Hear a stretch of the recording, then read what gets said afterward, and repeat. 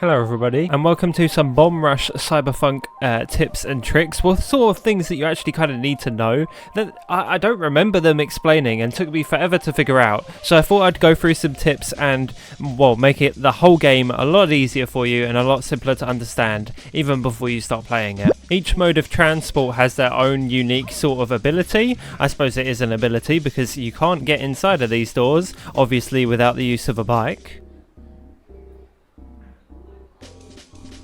Skateboards have the ability to Nata spin, which you just have to jump on top of them for, and then just spam one of the tricks and it will extend out of the floor, which is a really weird fire hydrant if it was to do this in the real world. But then obviously then you can jump over to other areas or just hidden areas in general. I'm sorry, why is there a really tiny bike here? Is what? I've never seen this before. Why is there a little tiny bike here? Unless this is not meant to be this size. Or is there children in this game that just never appear? What? Excuse me, man. I'm trying to get over that.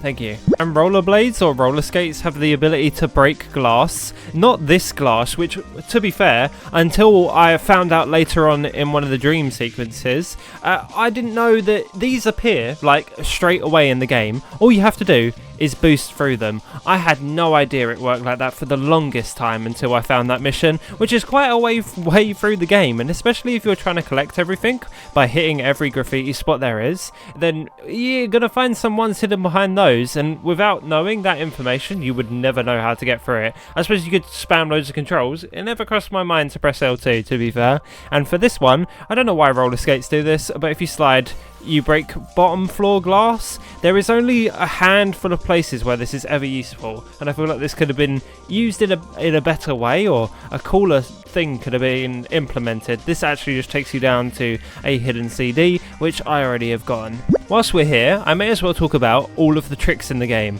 Tricks are kind of pointless. They are kind of pointless only because when you do them, they don't actually give you much score-wise. But after accidentally falling down where I didn't mean to, as you can see, they just get you a small amount of points. You don't need that.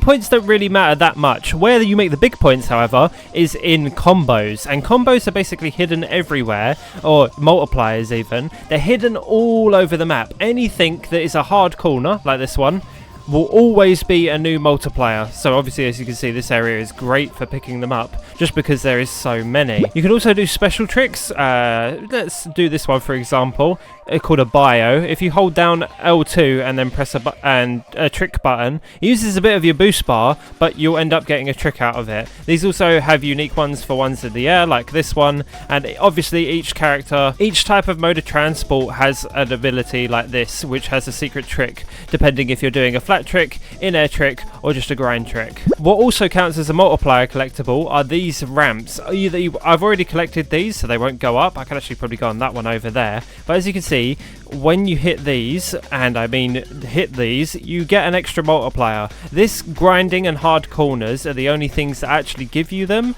It's genuinely anytime you do a hard corner and a grind, you'll get a multiplier, and then anytime you do a vert ramp also counts as a multiplier. There's also one more multiplier, and there isn't really many around here. And as I get to the floor, obviously billboards or these wall rides also count as another multiplier. Any one of these that is just like a billboard, that's the best way to sort of search for them. Is it a billboard? It's probably wall rideable. These extra long billboards like these ones also count, but these are the ones that you're going to be seeing the most of, are just ones like these. Switching to another mode of transport is a great idea, especially when you're struggling with higher point targets. Like one of the ones where you need to unlock another character or another crew are sometimes in the millions, and you have to do them all within 5 minutes, and it's in a specified location, so you have a lot of these everywhere, and all you have to do is just remember every single place that you can get a multiplier, build that up as fast as possible, and anytime you get downtimes in between getting a multiplier, just spam as many tricks as possible.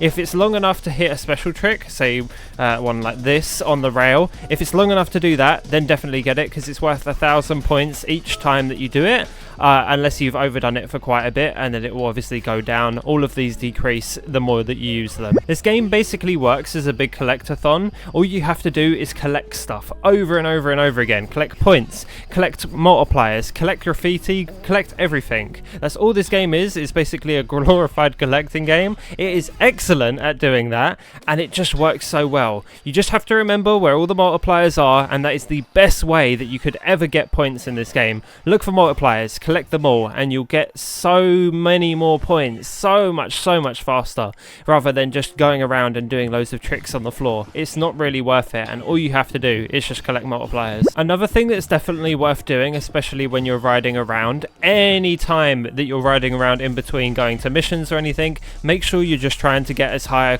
as combo as possible, only because it makes you a lot more used to what you have to do when it's needed, and holding down R2 or whatever the slide button is for you in the game, just hold it down constantly. No matter what you do, just hold it down, because if you ever come off of something, you're then instantly going to go into a slide and keep your multiplier up.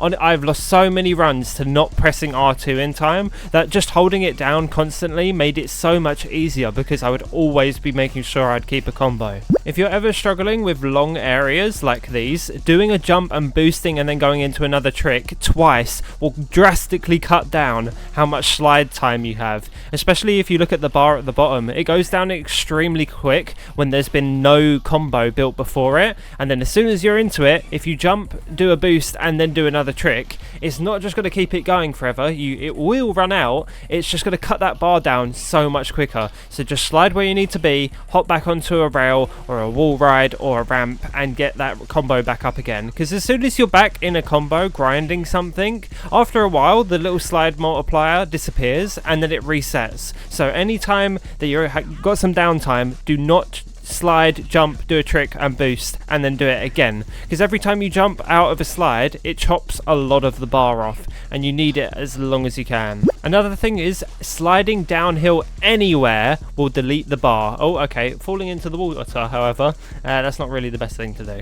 As I was saying, sliding down anywhere instantly deletes that bar.